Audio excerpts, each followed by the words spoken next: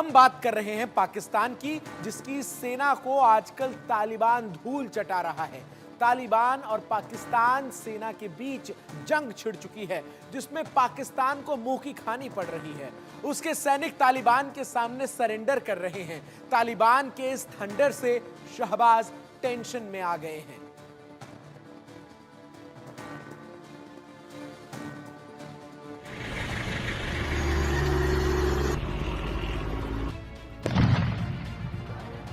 हाथ ऊपर करो, हाथों। अल्लाहु अकबर। क्या पाकिस्तान के लिए अगले 2 दिन भारी हैं?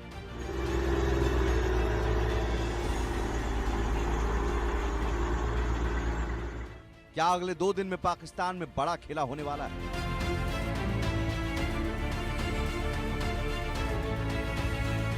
क्या नए साल में पाकिस्तान पर होगा तालिबान का कब्जा?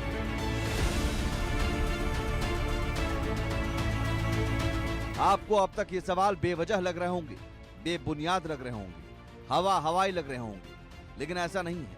ये सवाल बेवजह या हवा हवाई नहीं है। इन सवालों के पीछे एक तस्वीर है, जिसके बाद ये सवाल खड़े हो रहे हैं। इस तस्वीर को आपको दिखाने से पहले ये बता दें, यूरोप और मिडिल ईस्ट में भड़की युद्ध की चिंगारी एशिया पहुंच चुकी है। पाकिस्तान और अफगानिस्तान के बीच खूनी जंग शुरू हो चुकी है। अफगानिस्तान के तालिबानी लड़ाके डुरंड लाइन क्रॉस कर पाकिस्तान में कहर बरपा रहे हैं। भारी मशीन गन और आधुनिक हथियारों से लैस तालिबानी लड़ाकों ने पाकिस्तानी चौकियों पर धावा बोल दिया। तालिबान के पास AK-47 और मोटार रॉकेट लॉन्चर का विशाल भंडार है। अफगानिस्तान के पूर्वी पख्तिका प्रांत में तहरीके तालिबान पाकिस्तान के कैंपों पर पाकिस्तानी बमबारी के बाद से दोनों तरफ से हमले जारी हैं। जिस जगह यह जंग चल रही है वो एक सरहदी इलाका है, जिससे पाकिस्तान सेना अनजान है। ऐसे में तालिबान लड़ाकों को उसका फायदा मिल रहा है। तालिबान लड़ाके गुरिल्ला युद्ध में माहिर हैं। ये पहाड़ों और गुफाओं से छिपकर हमला कर रहे हैं। तालिबान का दावा है इन हमलों में उसने पाकिस्तान के 19 सैनिकों को ढेर कर दिया। वहीं पाकिस्तानी सेना के हमलों में 8 तालिबानियों की मौत और 13 के घायल होने की खबर है।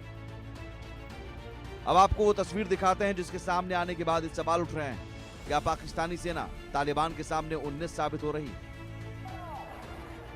इस तस्वीर को देखिए। इस तस्वीर में दिख रहा है ये शख्स पाकिस्तानी सैनिक बताया जा रहा है। वीडियो को लेकर दावा किया जा रहा है कि पाकिस्तानी सैनिक TTP के लड़ाकों के सामने सरेंडर कर रहा है। अल्लाहु अकबर।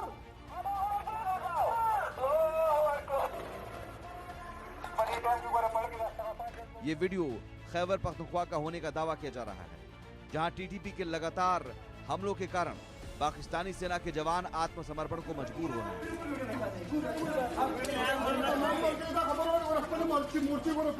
जिंदाबाद तालिबान पाकिस्तान जिंदाबाद। इस तस्वीर के सामने आने के बाद से ही सवाल उठ रहे हैं, क्या खैबर पख्तूनख्वा में पाकिस्तान सेना हार रही है? क्या यहाँ से उसके पैर उखड़ रहे हैं? पाकिस्तान आर्मी की बात करते हैं तो उनकी जो स्ट्रेंथ है वो तकरीबन 6.5 लाख है। दूसरी तरफ आप देखिए कि जो अफगानिस्तान के जो लड़ाकू हैं वो बेसिकली जिहादी हैं, उनकी स्ट्रेंथ जो है 60 to 80,000 है। तो किसी भी किस्म में ये नहीं होगा कि पाकिस्तान जो है अफगानिस्तान या तालिबान की सेना से हार सकता है। That can be ruled out very very conveniently. अभी सवाल ये है कि पाकिस्तान आर्मी जो है वो एक ट्रेंड आर्मी है, एक ऑर्गेनाइज आर्मी है, और इनके पास सिर्फ जहादे हैं जो सिर्फ एक जो गुरिल्ला वॉरफेयर है उसके अंदर एक्सपर्ट है। अभी TTP के साथ मिलके जो तहरीक तालिबान पाकिस्तान है, जिसको तालिबान सपोर्ट भी कर रहा है, ये गुरिल्ला वॉरफेयर से पाकिस्तान का काफ़ी नुकसान कर रहे हैं। और पाकिस्तान इस समय भी अगर आप देखें वो अपनी जो POK में उसकी प्रॉब्लम चल रही है, बलूचिस्तान लिबरेशन आर्मी उनके ऊपर लगातार अटैक कर रही है और तालिबान उनको बहुत ज़्यादा डैमेज कर सकते हैं। पाकिस्तान के अफगानिस्तान पर एयर स्ट्राइक के बाद 15,000 तालिबानी पाकिस्तान की तरफ बढ़े थे और अब ये बेहद तेजी से पाकिस्तान के अंदर दाखिल हो रहे हैं। इंदा पूरे कोर इंदा मशमान तो वालाल और बस मुजाहिदीन इंशाल्लाह। सोचिए, महज 15,000 तालिबान लड़ाकों ने पाकिस्तानी सेना को सरेंडर करने पर मजबूर कर दिया है। ऐसे में माना जा रहा है नए साल से पहले पाकिस्तान में बड़ा खेला हो सकता है।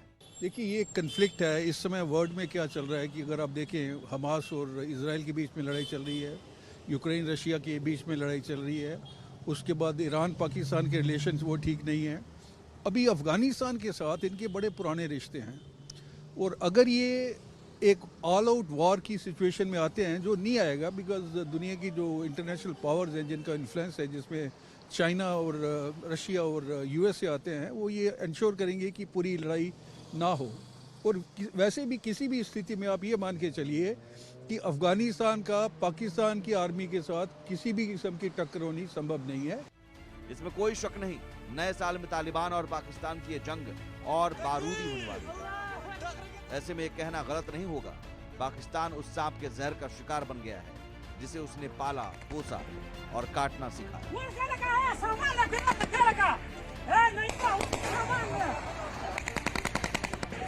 Bureau report, India news.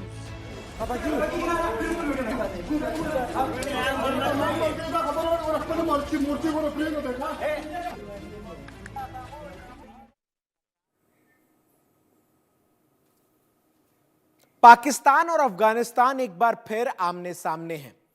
Afghan के तालिबानी लड़ाके डुरांड लाइन क्रॉस कर पाकिस्तान में दाखिल हो चुके हैं और पाकिस्तान फौज की चौकियों को निशाना बना रहे हैं। ऐसे में यह जानना जरूरी है कि डुरंड बॉर्डर क्या है और इसे लेकर दोनों मुल्कों में आखिर विवाद क्यों है।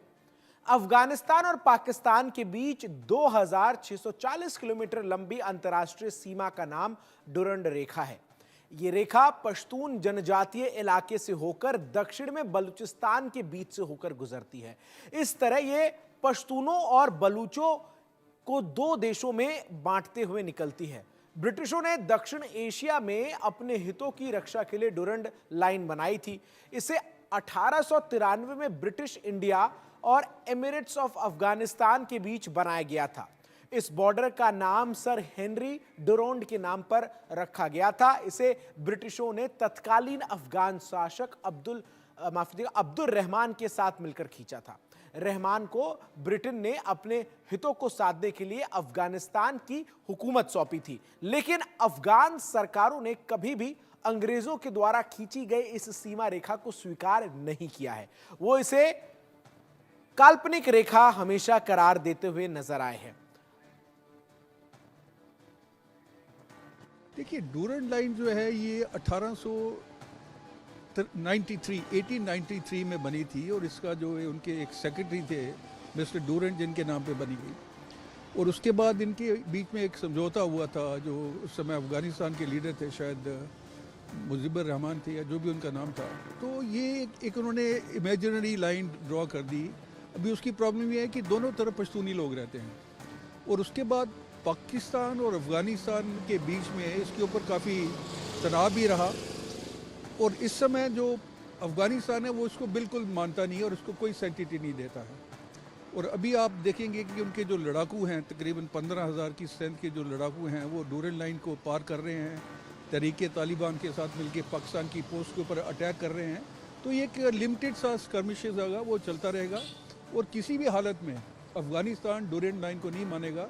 अभी इसके अंदर एक और चीज़ आपको देखनी पड़ेगी। कुछ देर पहले, क्योंकि पाकिस्तान को लगता है कि तहरीके तालिबान पाकिस्तान, उसको जो सपोर्ट मिल रही है वो अफगानिस्तान से मिल रही है, तालिबान रजीम से मिल रही है। उसके अलावा जो लोग वहाँ पे रह रहे थे पाकिस्तान के अंदर, डुरंड लाइन किस तरफ, पाकिस्तान की तरफ, वो भी उनको सपोर्ट कर रहे थे। उन्होंने उनको डिपोर्ट करना शुरू किया और जब उन्होंने डिपोर्ट करना शुरू किया तो अफगानिस्तान ने रैक किया। तो ये थोड़ा चलेगा, अभी अब देखिए तमाशा क्या होता है। लेकिन इस तमाशे से पाकिस्तान जो है वो और कमज़ोर होता जाएगा, जो इंडिया के हक में नहीं है, because we need a stable neighbourhood.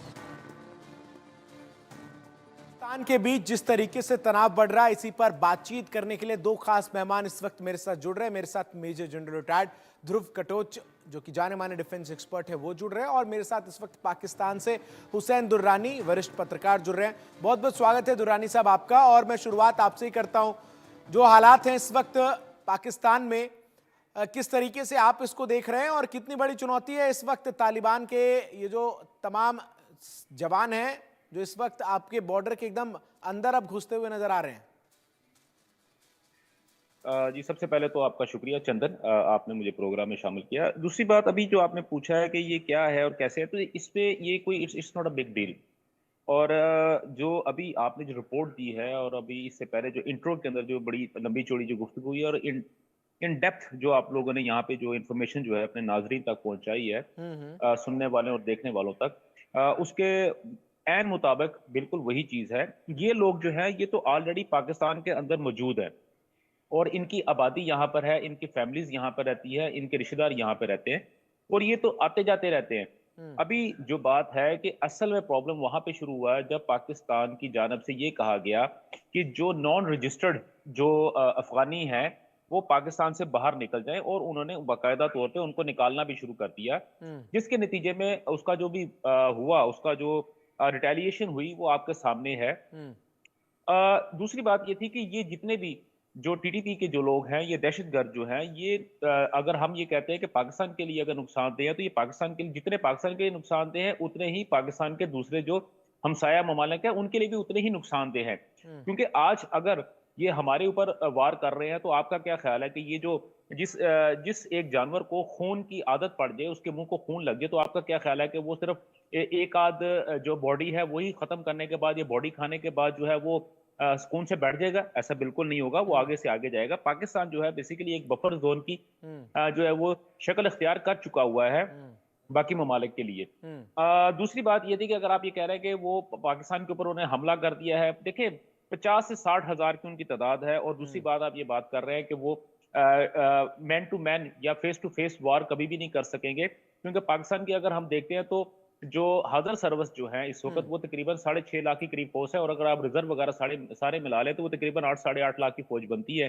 उसके मुकाबले में 70,000 का अब आप इसको देखें, दुनिया की जितनी भी थकी हुई फौज क्यों ना हो, माठी से माठी फौज क्यों ना हो, अगर वो 5 लाख की तादाद में भी हो या 1 लाख की तादाद या 2 लाख की तादाद में भी हो, तो वो कहीं ना कहीं अपना ऐसा इम्पैक्ट जरूर डालेगी जो कि दूसरे उस मुल्क के लिए या उस फौज के लिए बहुत ज्यादा मुश्किल हो जाएगी, खतरनाक हो जाएगी। दुर्रानी साहब, आपने जिस जानवर का जिक्र किया कि अगर उसको खून की लत लग गई तो वो आस पड़ोस के भी जगहों पर जाएगा, क्या ये सच नहीं कि इस जानवर को पालने पोसने का काम पाकिस्तान ने किया है?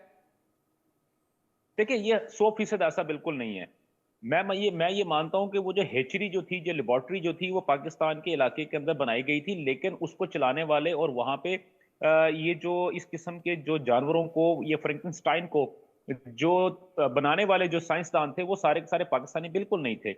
और पाकिस्तान ने अगर अपनी सरजमीन जो थी उस हैचरी को बनाने के लिए या उस लेबोरेटरी को बनाने के लिए अगर पेश की गई थी, उस वक्त में उस किस्म के हालात के ये अंदर लेबोरेटरी किसने बनाई और उस एक मिनट दुरानी साहब, ये लेबोरेटरी किसने बनाई जिस लेबोरेटरी का आप जिक्र कर रहे हैं? और क्या ये सच्चाई नहीं है, अब आप इसको भी झुटला देंगे कैसे, ये मैं सुनना चाह रहा हूं कि जिस वक्त अफगानिस्तान पर तालिबान ने कब्जा किया, अगर पूरे दुनिया में किसी एक मुल्क में जश्न मनते हुए नजर आए थे तो वो पाकिस्तान में जश्न की तस्वीरें आई थी। आपके सेनाध्यक्ष पहुंच गए थे उस पार और आपको लगा था कि अब जो पाकिस्तान है वो अफगानिस्तान तक पहुंच चुका है, लेकिन अब आपको असली जो है वो चुनौती वही मुल्क दे रहा है।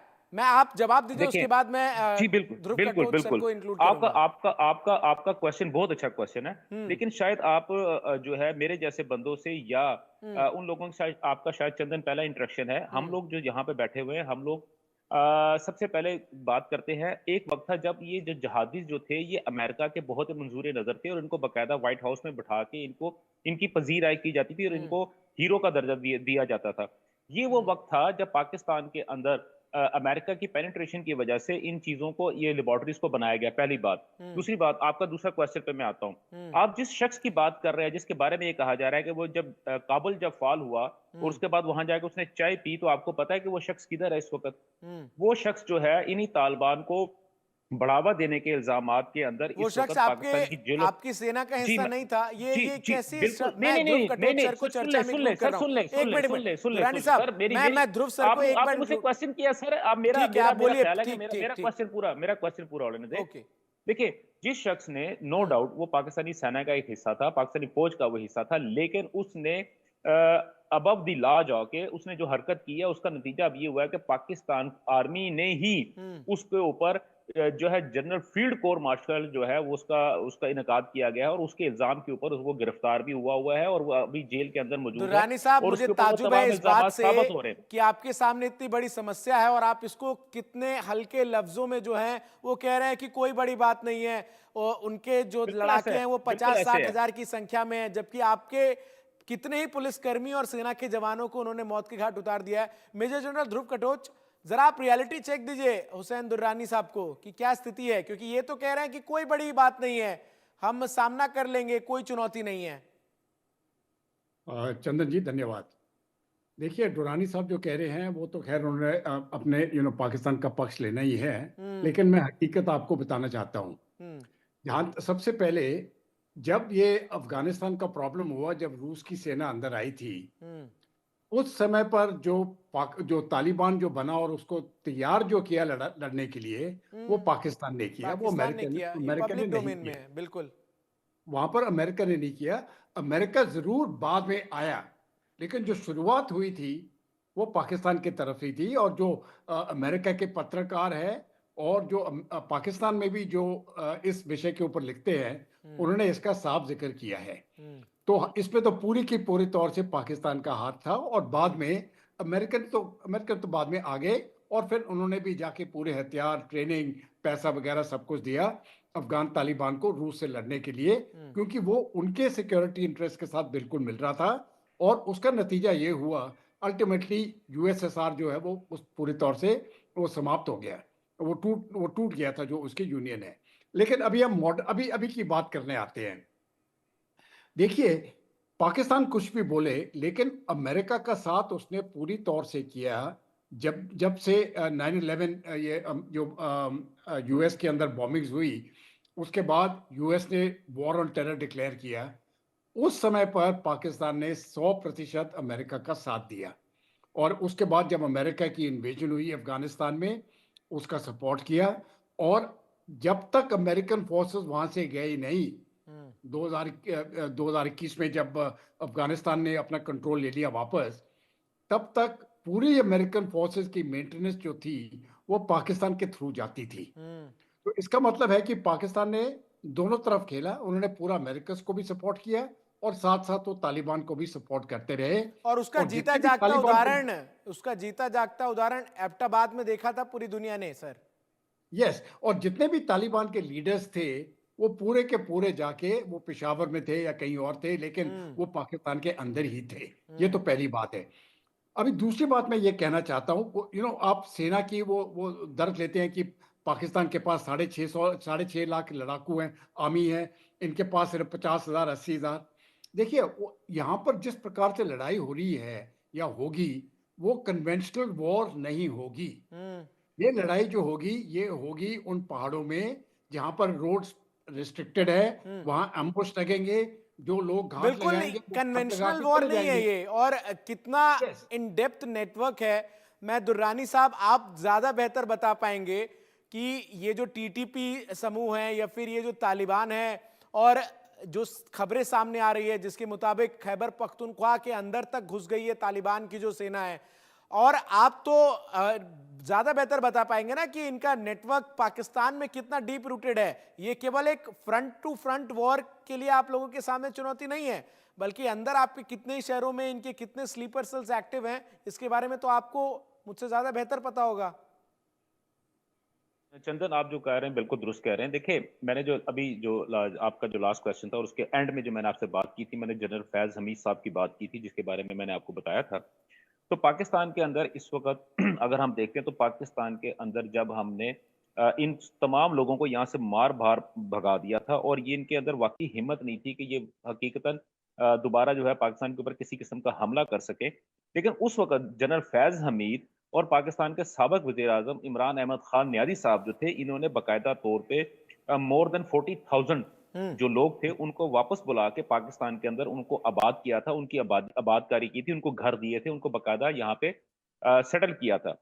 और इस बात का जो इजहार जो है, बल्कि उन्होंने बयानात जो थे दिए हैं। आप उनका उस वक्त के जो प्राइम मिनिस्टर जो थे इमरान अहमद खान नियाज़ी साहब हैं, आप उनके यूट्यूब के ऊपर उनके के तमाम इंटरव्यूज मौजूद हैं, हर चीज़ उसके अंदर मौजूद है, वो आप उसको वहाँ पे चेक कर सकते हैं। और इमरान अहमद खान नियाज़ी साहब पाकिस्तान के अंदर वो वाहद एक ऐसी शख्सियत थी जो कि हमेशा से प्रो जो थी वो रही है, अपना दहशतगर्द रही है, और उन्होंने हमेशा से बताइए, यही जब इमरान खान सत्ता में थे तब आप लोग कह रहे थे कि इमरान खान अच्छा काम कर रहे हैं। मैं दुर्रानी साहब नहीं मैं सर, जरा नहीं, मैं बिल्कुल जरा नहीं सर, आप मेरे बारे में बात नहीं कर सकते सर। नहीं, मैं देखिए, सर मैंने आपके आप बारे में बात इसलिए कह रहा हूं क्योंकि आप फैक्चुअली जो चीजें हैं उसको अभी हम जो तस्वीरें दिखा रहे हैं अपने दर्शकों को, मैं जो बता रहा हूँ सर, मैं जो आपसे बात कर रहा हूँ आप सर, मेरी मुझे बात तो बताएं कि सुनिए। क्या ये जो अगर तस्वीरें इस अगर वक्त हम अगर उसके दर्शकों को अंदर दिखा रहे हैं, अगर ये वो उसके अंदर अगर वो तस्वीरें चीजें हैं गलत है तो मुझे बताएं ना जिसमें सर। तालिबान की जो फोर्स है उसकी तरफ से बाकायदा जो है वो पोस्ट किया गया है किस तरीके से उन्होंने पाकिस्तान की चौकियों पर कब्जा कर लिया है।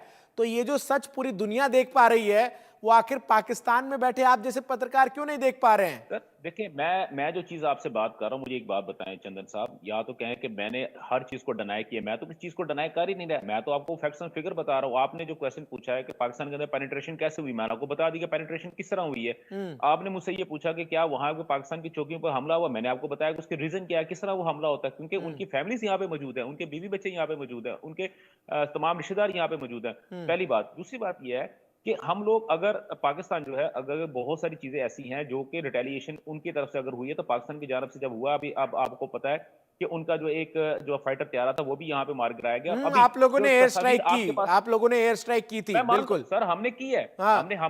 लेकिन उस एयर स्ट्राइक के बदले में आपके 50 से अधिक सेना के जवानों को उन्होंने मौत के घाट उतार दिया। ये इसको तो एक्सेप्ट कीजिए। देखें, नहीं सर, नहीं 50 नहीं है, 50 नहीं है, कम है सर, काइंडली जरा कितने हैं सर? कम से कम आप ही बताइए कितने हैं दुर्रानी साहब? तकरीबन 19 है, तकरीबन 19 है। अच्छा। पहली बात तो ये। दूसरी बात ये है कि यहाँ पे ये बताया जा रहा है कि मुसलसल जो है चौकियों के ऊपर हमला हो रहा है और चौकियां कब्जे में आ गई। देखें, अगर ऐसी बात होती तो पाकिस्तान के अंदर अगर बहुत सारे ऐसे हमारे पास हमारे सोर्सेज ऐसे हैं जो कि हमें, अब मैं किसी भी सरकारी जो खबर होती है उसको कभी भी मैं कभी फैक्ट एंड यानी कि उसको कबूल नहीं करता अनटिल अनलेस मैं उसको क्रॉस चेक ना कर लूं।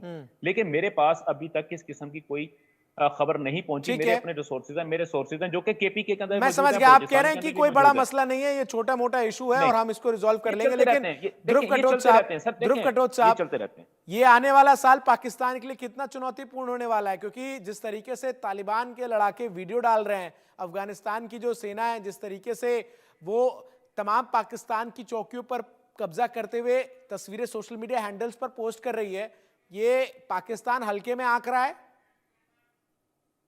देखिए, मैं समझता हूँ ये, क्योंकि मैं तो आपको मिलिट्री पर्सपेक्टिव से अभी बताना चाहता हूँ। पाकिस्तान में इस इलाके में बहुत मुश्किलें खड़ी होने वाली है, पहले से ही बहुत खड़ी थी, ये बहुत बढ़ जाएंगी।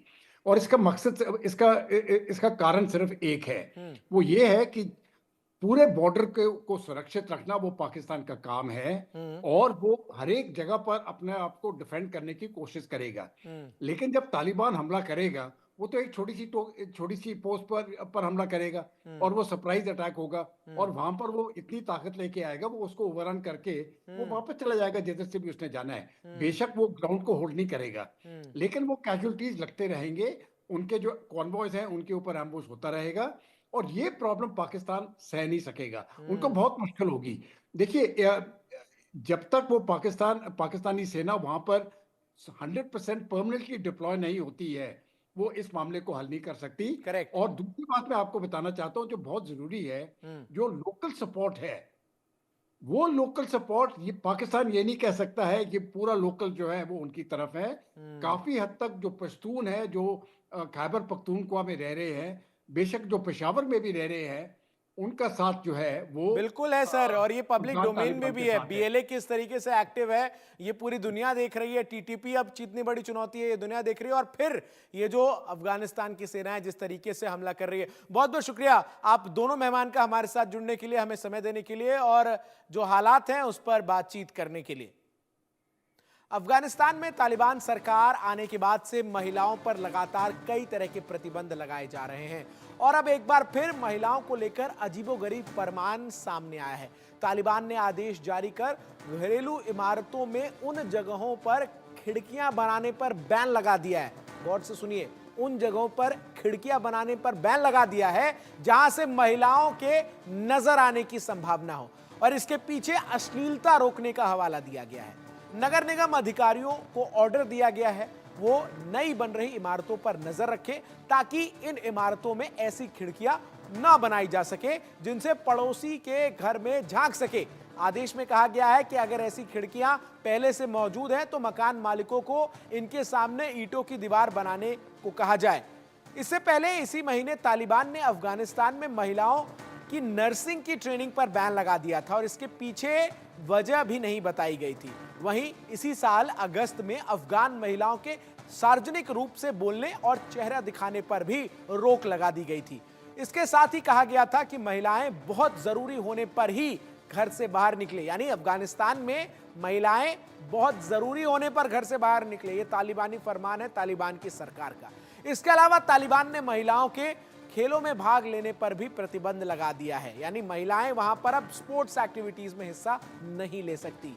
इतना ही नहीं, तालिबान ने अपने फरमान में कह रखा है कि जो लड़कियां हैं वो 6ठी क्लास से ज्यादा पढ़ नहीं सकती हैं। अब आप सोचिए तालिबान की जो थॉट प्रोसेस है वो किस तरीके की है। बाहर निकलते समय हिजाब जो है वो जरूरी कर दिया गया है महिलाओं के लिए। साथ ही अकेले यात्रा महिलाएं नहीं कर सकती हैं, ड्राइविंग लाइसेंस महिलाएं नहीं ले सकती हैं, पार्क, जिम, स्विमिंग पूल जैसी चीजों का इस्तेमाल महिलाएं नहीं कर सकती हैं। और अफगानिस्तान में अब महिलाएं